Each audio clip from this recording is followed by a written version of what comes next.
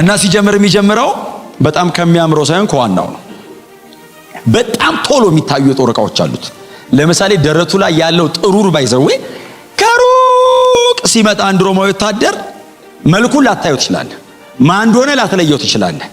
ሮማዊ ወታደር እየመጣ ነው ትላለ። በጣም ደረቱ ላይ ያለው ነሐስ አንዳንዴ ጎልደን ስለሚሆን ፀሐይ ገና ሲወጣበት በጣም ስለሚያብረቀርቅ መልኩን ሳትለየው ስሙን ሳትለየው ማን እንደሆነ ታውቀዋለህ፣ ይታያል ቶሎ።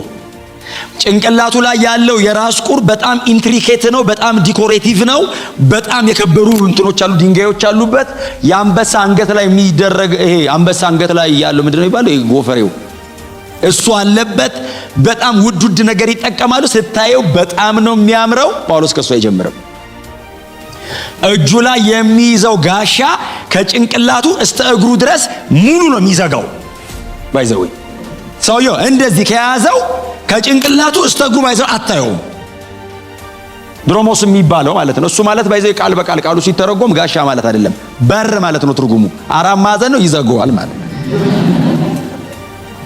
ደስቲ አይነት እምነት ጥሩ ነው፣ ግጥም የሚል እና በጣም ቶሎ የሚታዩ ጫማው ይታያል። ነሐስ አለው። ቀጥሎ ደግሞ ከላይ ደግሞ 3 ሌየር ያለው 3 ንጣፍ ያለው ሌዘር ነው።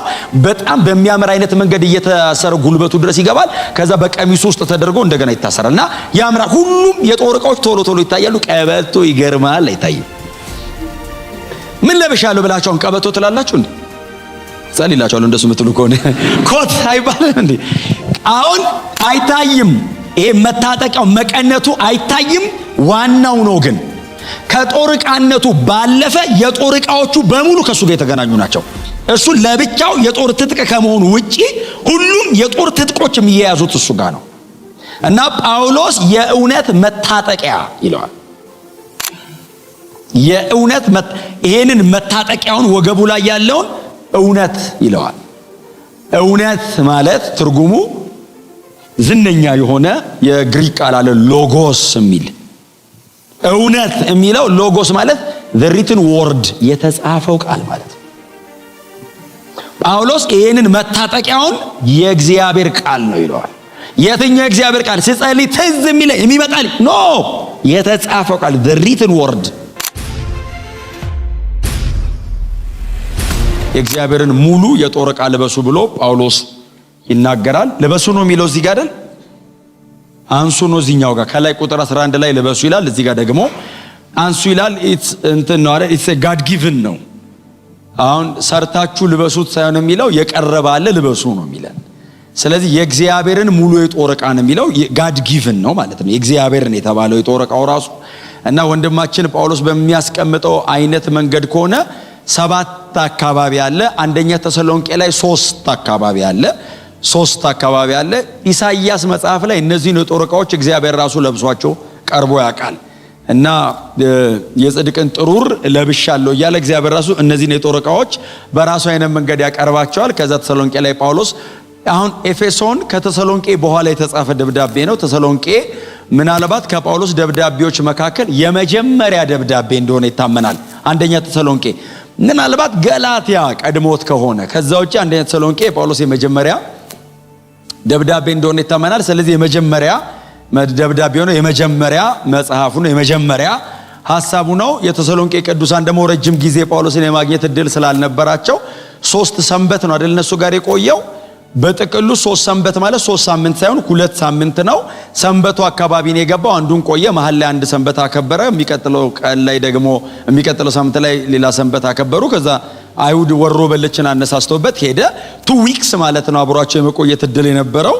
ስለዚህ ሰዎቹን ገና ኢየሱስ ጌታ ነው እንዳላቸውን ያባረሩት ማለት ነው። በጳውሎስ ዕውቀት እንግዲህ 2 ሳምንት ብቻ ማለት ኢየሱስ ክርስቶስ ጌታ ነው ብሎ ነው የወጣው። ስለዚህ ተሰሎንቄን ሲጽፈው መጽሐፍ ቅዱሳችን ወይንም አዲስ ኪዳናችን ላይ ያለ ከድነት እስከ ዳግም ምጽአት ሙሉ ትምህርት ያለበት ደብዳቤ ተሰሎንቄ ብቻ ነው። ከሳልቬሽን እስከ ሰከንድ ካሚንግ። ለምንድነው? ሰዎቹ ሙሉ ትምህርት ስላልተማሩ ሙሉ ትምህርት ነው የጻፈው። ጌታ የተባረከ። ስለዚህ ሁሉንም አብራርቶ ስለማይችል የጦር ዕቃ አነሳና 3 ያስፈልጋል ብሎ ጌታ ይባረክ። ኤፌሶን ደግሞ 3 ዓመት ተቀምጧል። ኤፌሶን 3 ዓመት ተቀምጧል። 2 ዓመት ከ3 ሳምንት ደግሞ ሶሊድ 2 ዓመት ከ3 ሳምንት ደግሞ አስተምሯል። ስለዚህ ኤፌሶኖች የትኛውም ከተማ ሰው በጳውሎስ ከተጠቀመው በላይ ኤፌሶኖች ተጠቀሙበታል። እሱም አለኝ የሚለው ነገር በሙሉ ኢንቨስት ስላደረገ ሲጽፍላቸውም ደግሞ ዲቴል ትንሽ ነገር ነው የሚጽፈው። የተወሰኑ በጣም ውስን ሐሳቦች ያነሳል። በጣም ሲሪየስ የሆኑ ዶክትሪናል ኢሹዎችን ነው ዲል የሚያደርገው ኤፌሶን ላይ። ሲያረጋቸውም ግን ዴብዙ በጣም ጥልቅ ነው። መንፈሳዊ ውጊያ ሲጽፍም አዲስ ኪዳን ላይ ብቻ ሳይሆን the whole መጽሐፍ ቅዱሳችን ላይ በዚህ መጠን መንፈሳዊ ውጊያ ተጽፎ አያውቅም። በጣም ውስን የሆኑ ሐሳቦች ናቸው የምታገኙት። ሲስተማቲካሊ እንስራው ካላላችሁ አንድ ቦታ በዚህ መጠን ተከማችቶ በዚህ ጥልቀት በዚህ ያህል ስፋት የተጻፈው ኤፌሶን ላይ ብቻ ነው። ስለዚህ 7 የጦር ዕቃ አለው ማለት ነው። ጳውሎስ ይሄንን ሰውዬ ከጭንቅላቱ እስከ እግሩ ጥቅጥቅ ነው የሚያደርገው።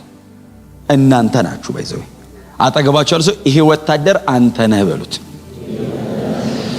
እና ስላለበሳችሁ ወይንም እንድትለብሱ ሳይሆን የምነግራችሁ የለበሳችሁትን ነው ልነግራችሁ ያለሁት ማለት። ስለዚህ it's already given ዳግም የተወለደ አንድ አማኝ፣ ዳግም የተወለደ አንድ ክርስቲያን እነዚህ የጦር ዕቃዎች ቀርበውለታል። እነዚህ የጦር ዕቃዎች ተሰጥተውታል ማለት ነው። እና የጦር ዕቃዎቹን ሲያስቀምጥ እንዳልኳችሁ የሚጀምረው ከቀበቶ ነው አይደል? የእውነት መታጠቂያ የሚላለ ቀበቶ ነው። ከዛ ቀጥሎ የሚያቀርበው ጥሩር ነው። ደረት ላይ የሚደረጋለ ጥሩር ነው። ከዛ ቀጥሎ የሚያቀርበው ምንድነው? ጫማ ነው። ከዛ ቀጥሎ የሚያቀርበው ምንድነው? ሄልሜቱ ነው። ራስ ቁር ነው አይደል? መዳኑን ተውትና የራስ ቁር ነው። ከዛ ቀጥሎ በእጅ ላይ ያለ ጋሻ ነው። ከዛ ቀጥሎ ምንድነው? የመንፈስ ሰይፍ የተባለው ይሄ እዚህ ጋር ሰገባ ውስጥ ያለው ነው። መጨረሻ ላይ ምንድነው? ጸሎት ነው፣ ፍላጻው ማለት ነው። 7 የጦር ዕቃ አለው። ሰውየው ለማየትና ለመተንፈስ ብቻ ነው ክፍተት ያለው። ጥቅጥቅ ያለ የዘነጠ ሳይሆን ለጦርነት በጣም ሄቪሊ አርምድ የሆነ ወታደር ነው እና ድሬስድ ነው። በጣም የሚጠቀማቸው ቃላቶች አሉ። ባለፈው ነግሬያቸዋለሁ። ምናልባት ዛሬ ያው ይሄ መታጠቂያውን ቀበቶን ስለማነሳው ከቻልኩኝ የሚቀጥለውንም አነሳለሁ። በአንዴ 2 ማንሳት የምችል ከሆነ አነሳዋለሁ። ግን የሚጠቀማቸው ጳውሎስ የሚጠቀማቸው የጦር ትጥቆች ሮማዊ ወታደር ሁሌ የሚለብሳቸው ሳይሆኑ ጦር ሜዳ ሲሄድ ብቻ የሚለብሳቸው ናቸው።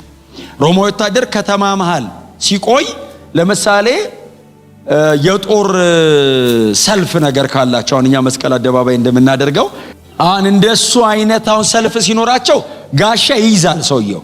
የሚይዘው ጋሻ ግን ይሄ ድሮሞስ የሚባለው አይነት ሳይሆን አስፒስ የምትባላለች ጋሻ ነው ስሟ እኮ፣ ግን የመዘነጫ ወይንም ሰልፍ ማሳያ ናት። ልብሱም አሁን እዚህ ጋር የሚጠቀሰው አይነት ከአንገቱ እስከ ወገቡ ድረስ ነሐስ አይደለም።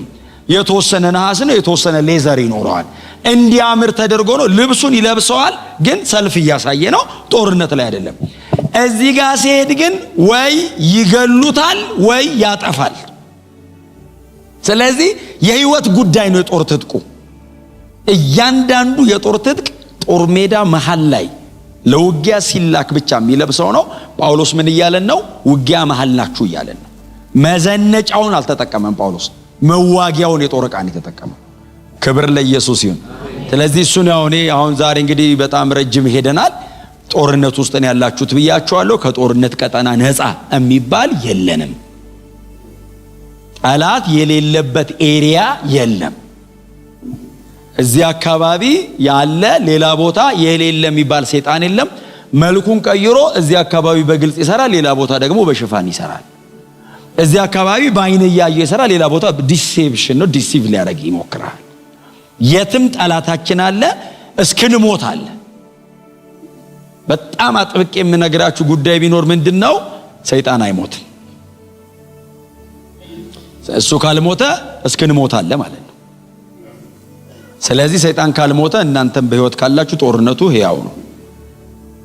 አጠገባችሁ ያለው ሰው አሁን ራሱ ጦርነት ውስጥ ነው ያለው፣ ትጥቅ እንዳታውልቅ በሉት። ጌታ የተባረከ ይሁን። ስለዚህ የእግዚአብሔርን ሙሉ የጦር ዕቃ የሚለው ቅድም ያልኳችሁ ነው። በቃ ሄቪሊ አርምድ የሆነ ነው። ፓኖፕሊያ የሚል አንድ የግሪክ ቃል ይጠቀማል ሙሉ የጦር ዕቃ ለሚለው። ፓኖፕሊያ የሚል አንድ ግሪክ ቃል ይጠቀማል። በቃ ሄቪሊ አርምድ ነው ማለት ነው። እና ባይዘው በእንትን ደረጃም በሰቅል ደረጃ በኪሎ ደረጃም ቀላል አይደሉም። ባይዘው የጦር ዕቃዎቹ በጣም ከባባድ ናቸው። ለጦርነት የሚጠቀማቸው ኦልሞስት ነሐስ ነው በሙሉ። ነሐስ ደግሞ ከብረት ታይፖች በሙሉ ጠንካራው እና ከባዱ። ክብር ለኢየሱስ ይሁን። እና ሲጀምር የሚጀምረው በጣም ከሚያምረው ሳይሆን ከዋናው ነው። በጣም ቶሎ የሚታዩ የጦር ዕቃዎች አሉት። ለምሳሌ ደረቱ ላይ ያለው ጥሩር ባይዘው ከሩቅ ሲመጣ አንድ ሮማዊ ወታደር መልኩን ላታየው ትችላለህ። ማን እንደሆነ ላትለየው ትችላለህ። ሮማዊ ወታደር እየመጣ ነው ትላለህ። በጣም ደረቱ ላይ ያለው ነሐስ አንዳንዴ ጎልደን ስለሚሆን ፀሐይ ገና ሲወጣበት በጣም ስለሚያብረቀርቅ መልኩን ሳትለየው ስሙን ሳትለየው ማን እንደሆነ ታውቀዋለህ። ይታያል ቶሎ። ጭንቅላቱ ላይ ያለው የራስ ቁር በጣም ኢንትሪኬት ነው፣ በጣም ዲኮሬቲቭ ነው። በጣም የከበሩ እንትኖች አሉ፣ ድንጋዮች አሉበት። የአንበሳ አንገት ላይ የሚደረግ ይሄ አንበሳ አንገት ላይ ያለው ምንድነው የሚባለው? ይሄ ጎፈሬው እሱ አለበት። በጣም ውድ ነገር ይጠቀማሉ። ስታየው በጣም ነው የሚያምረው። ጳውሎስ ከሱ አይጀምርም። እጁ ላይ የሚይዘው ጋሻ ከጭንቅላቱ እስከ እግሩ ድረስ ሙሉ ነው የሚዘጋው። ባይዘው ሰውየው እንደዚህ ከያዘው ከጭንቅላቱ እስከ እግሩ ባይዘው አታየውም። ድሮሞስ የሚባለው ማለት ነው። እሱ ማለት ባይዘው ቃል በቃል ቃሉ ሲተረጎም ጋሻ ማለት አይደለም፣ በር ማለት ነው ትርጉሙ። አራት ማዕዘን ነው፣ ይዘጋዋል ማለት ነው። ደስ አይነት እምነት ጥሩ ነው፣ ግጥም የሚል እና በጣም ቶሎ የሚታዩ ጫማው ይታያል። ነሐስ አለው። ቀጥሎ ደግሞ ከላይ ደግሞ 3 ሌየር ያለው 3 ንጣፍ ያለው ሌዘር ነው። በጣም በሚያምር አይነት መንገድ እየተሰረ ጉልበቱ ድረስ ይገባል። ከዛ በቀሚሱ ውስጥ ተደርጎ እንደገና ይታሰራልና ያምራል። ሁሉም የጦር ዕቃዎች ቶሎ ይታያሉ። ቀበቶ ይገርማል፣ አይታይም። ምን ለብሻለሁ ብላችሁን ቀበቶ ትላላችሁ እንዴ? ጸልይላችኋለሁ እንደሱ የምትሉ ከሆነ ኮት አይባልም እንዴ? አሁን አይታይም። ይሄ መታጠቂያው መቀነቱ አይታይም። ዋናው ነው ግን ከጦር ዕቃነቱ ባለፈ የጦር ዕቃዎቹ በሙሉ ከሱ ጋር የተገናኙ ናቸው። እሱ ለብቻው የጦር ትጥቅ ከመሆኑ ውጪ ሁሉም የጦር ትጥቆች የሚያያዙት እሱ ጋር ነው።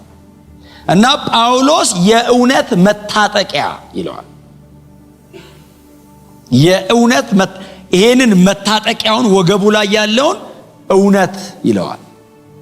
እውነት ማለት ትርጉሙ ዝነኛ የሆነ የግሪክ ቃል አለ ሎጎስ የሚል። እውነት የሚለው ሎጎስ ማለት the written word የተጻፈው ቃል ማለት። ጳውሎስ ይሄንን መታጠቂያውን የእግዚአብሔር ቃል ነው ይለዋል። የትኛው የእግዚአብሔር ቃል? ሲጸልይ ትዝ የሚመጣል ኖ የተጻፈው ቃል the written word። ሬማውን አይደለም። ሬማው በኋላ ላይ የሚቀጥሉ ሳምንታት እናያለን። የመንፈስ ሰይፍ የተባለው ሬማው ነው። ኢቭን ሬማው የሚኖር መታጠቂያው ካለ ነው። ሎጎሱ የተጻፈው ቃል ካለ ነው የጊዜው ቃል የሚኖር። የተጻፈው ቃል ከሌለ የጊዜው ቃል ከየት ይመጣል? ቀበቶ የሌለው ሰው ይሰገባ የለውም። ሰይፍ እምጸልይ ከሆነ ቼክ አታረገውም። ቀበቶ እንደሌለው የሚያውቅ ሰው ናቹራል ሰው እንደዚህ ቼክ አያረግም። ይዤ ነበር አይልም። የተጻፈው ካለ ነው የጊዜው ቃል የሚኖር። እማታውቀው ቃል ተወርውሮ አንተ ውስጥ አይገባም። በጣም ይቅርታ እንደዚህ አይነት ልምምድ ያላችሁ ሰዎች ካላችሁ እኔ ስላልደረስኩበትና መጽሐፍ ቅዱስ ላይ ስላላየሁት ነው። ተወርውሮ እማታውቀው ጥቅስ ይመጣል እንዴ? ቁጥርና ምናምን ሊነግርህ ይችላል እግዚአብሔር። ቁጥር ሊነግርህ ይችላል። አማርኛ ሳትማር ልታነበት ትችላለህ።